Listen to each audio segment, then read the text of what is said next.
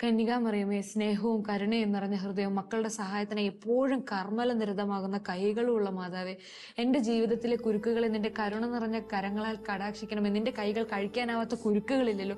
കരുത്തുറ്റ മാതാവേ, നിന്റെ കൃപയാലും നിന്റെ മകനും എന്റെ വിമോചകനുമായ ഈശോയുടെ പക്കലുള്ള നിന്റെ മാധ്യസ്ഥ ശക്തിയാലും ഈ കുരുക്ക് കയ്യിലെടുക്കണമെന്ന് പറഞ്ഞിട്ടാണ് ഈ പ്രാർത്ഥന.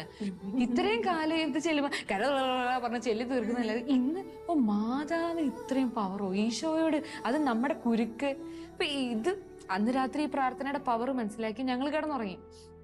പിറ്റേ ദിവസം രാവിലെ ഞങ്ങള് ഞങ്ങൾ 4 പേര്, എൻ്റെ അമ്മയുടെ ചാച്ചനും ഉണ്ടായിരുന്നു, ഞങ്ങൾ 4 പേരും കൂടിയാണ് ഈ പ്രാർത്ഥന ചൊല്ലിയത്.